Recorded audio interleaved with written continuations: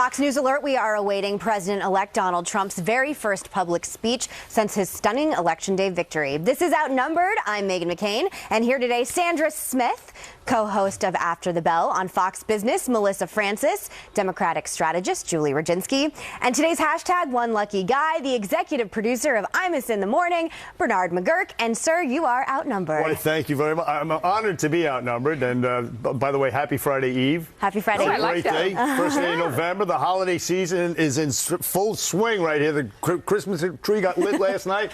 I'm a happy guy to be sitting here with you ladies. Wow, you're pumped up. I like it. Up, baby. Awesome. I'm loving it. Come on, this is a great day. And with the news that's following later on, this is fantastic. I love the whole thing. Wow. All right. Let's get this thing started. What is he drinking? President-elect Donald Trump is on his way to Indianapolis. There you see his plane and Mr. Pence's plane. Both men are heading out to visit Carrier's factory and announce a deal to keep 1,000 jobs in Indiana. It's an agreement that allows Mr. Trump to deliver on one of his biggest campaign promises before even taking office. After his speech, he'll head to Cincinnati, Ohio to kick off his thank you tour. It's all to honor his supporters in states that helped him win. You know, Bernie, I'm going to go to you first. There's a little bit of controversy about this thank you tour.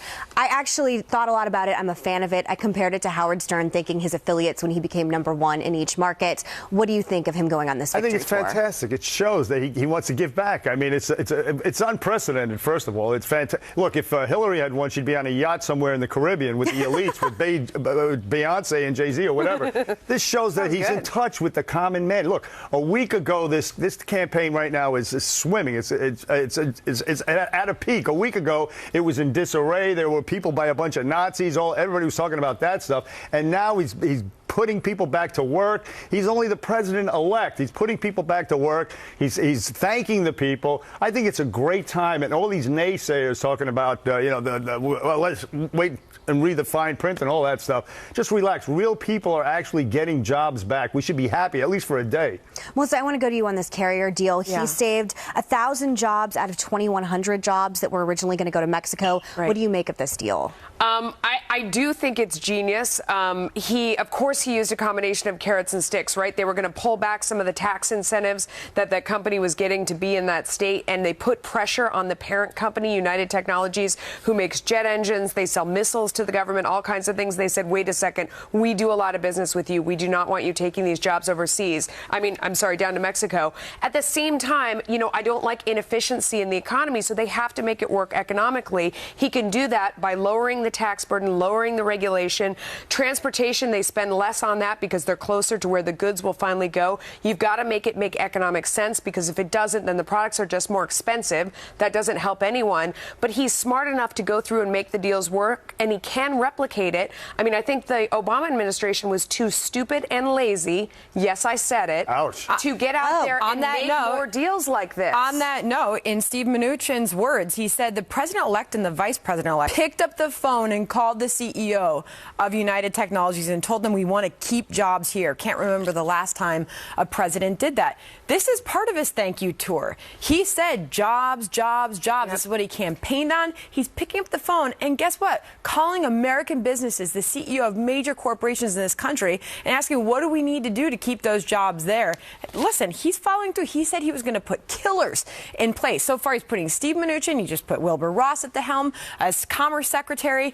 As a compliment, he meant killers, as we always remind everybody, to do this, to keep these jobs here. So amazing to see him already doing this in, week 4 as President-elect Trump? The question I want to ask both of you, because you're obviously financial experts, they get $7 million in tax breaks, the Carrier systems. Is that normal? Is that?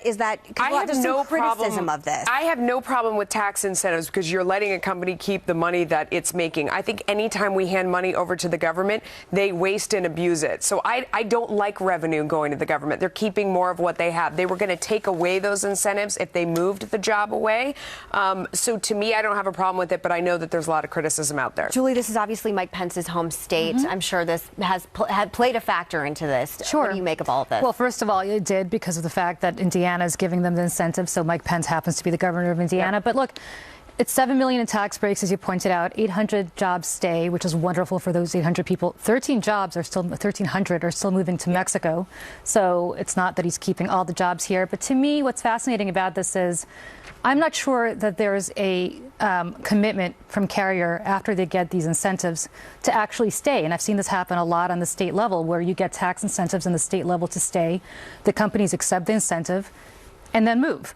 And so, to me, the follow-up and the devil's in the details Julie, here. only if it's not economically beneficial for them to not stay here. But my point is, it's always going to be cheaper for them to move to Mexico. And in fact, that's what the head of Carrier, that's what the CEO of Carrier said.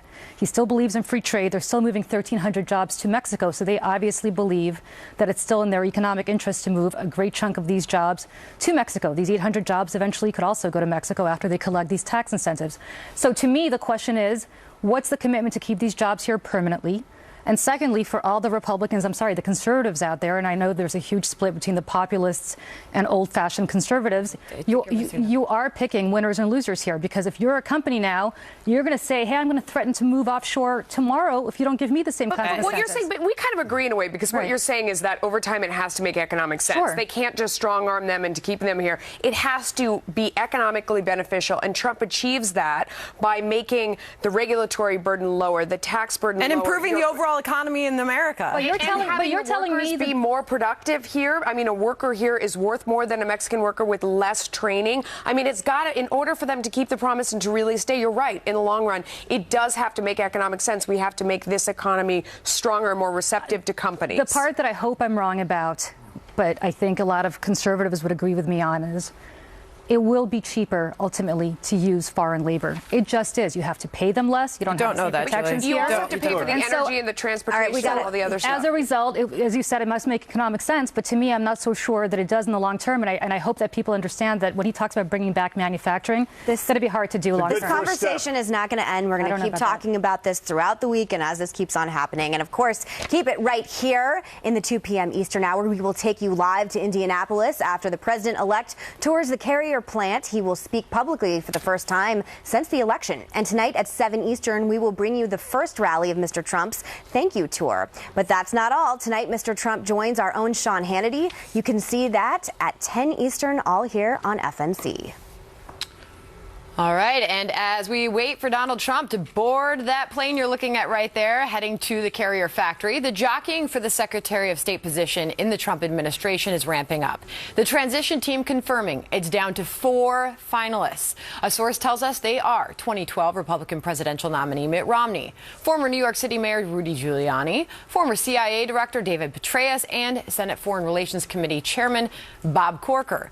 But now that same source says former U.S. Ambassador to the UN, John Bolton, may be added to the list. He met with VP-elect Mike Pence yesterday and is meeting with Mr. Trump tomorrow. The source explaining the list remains fluid and the number of finalists could go down or up. Another source telling Fox News Ambassador Bolton is also being looked at for the number 2 position at state. Congressman Chris Collins, who is on the transition team, weighed in earlier today. If you walk the halls of Congress, you would think every Republican here was a strong Trump supporter from day one. They are certainly on the Trump train now. They have seen these picks for some of the key cabinet posts and others. They are thrilled to see the direction, the team, as I had said from day one. You're going to see a cabinet the likes of which we've never seen before, because Donald Trump isn't coming in with the entourage that you might normally see.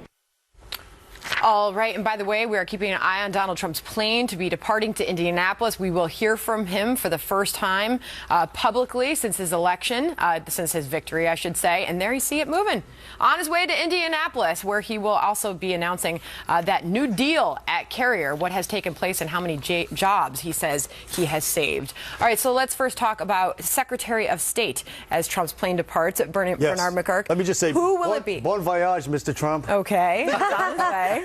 Now, listen, who will it be? Look, loyalty matters, but the fact that Trump met with Mitt Romney just shows that he's not the thin-skinned person everybody said he was, and he's going to put party unity first, et cetera, and all that's very good. But I also think substance matters. I think as far as Secretary of State, I mean, Trump campaigned on, we learned the lesson of the Iraq War. That should be the litmus test for each of these. Have you learned the lesson of the Iraq War? Do you think it was a mistake? If you say no, you're disqualified. And or the whole regime change thing, you leave the dictators in place. And, Bashir Assad, if he's helping us kill ISIS, keep him there. Those types of questions should be asked and answered, as opposed to, in addition to this loyalty stuff and who did what for Trump during the campaign. There has been some criticism, and Megyn, you've sort of been one of the people saying it's time. He needs to make a decision here. He's drawing this out too long. I mean, to say now that there's 4 finalists, possibly 5, possibly more, possibly less, it's time. I'm a terribly impatient person as well. And I also think these are all great people. I actually think the new inclusion of Ambassador Bolton is fantastic. I'm very well aligned with him when it comes to foreign policy. That being said, he's very hawkish. I mean, he's advocated for bombing Iran. That isn't exactly what Donald Trump has run on. And I think the question is, especially for people like Julie and I, who have a great skepticism of Vladimir Putin, is what the role that Secretary of State will play in Donald Trump's relationship with Russia and his sort of semi-cozy relationship with Vladimir Putin. And all of these people on this list really fall into line with people that are more hawkish like me. What about General Petraeus? How would he? He would have been great, except General Petraeus, and this is not, it's just a fact. I'm actually not trying to be dismissive, but has to get permission from his parole officer to leave the state of North Carolina. Come on. So, Yes, that's the problem with General Petraeus. You can't fly around the world doing diplomacy if you have to get permission from your parole officer. We almost had a president like that. And I see, okay.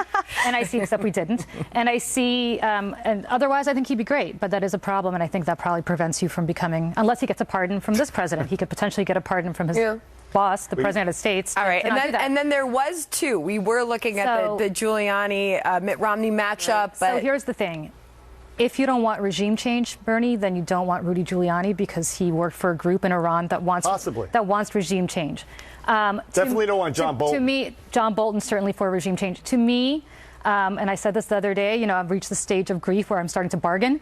And so to me, I'm bargaining for for Mitt Romney, which 4 years ago I would have laughed at myself for saying, for the same reason that Megyn just pointed out. I have a tremendous amount of skepticism towards Vladimir Putin. And I think the smartest thing that Mitt Romney said 4 years ago was that he thought that Russia was the largest geopolitical threat facing our country. And to me, somebody like Rudy Giuliani, who's cozy with the Russians to some extent, the Trump family, who seems to be cozy with the Russians, that is a huge red flag to me.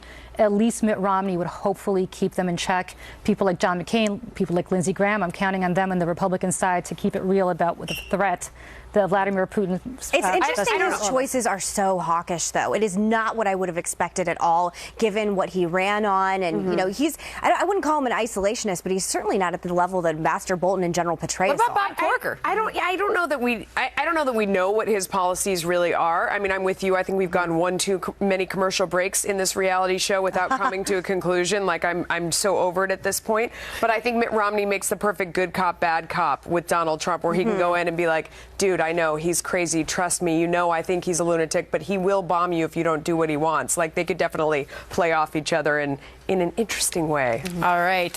We are watching the movement at LaGuardia as the president-elect heads off to Indianapolis.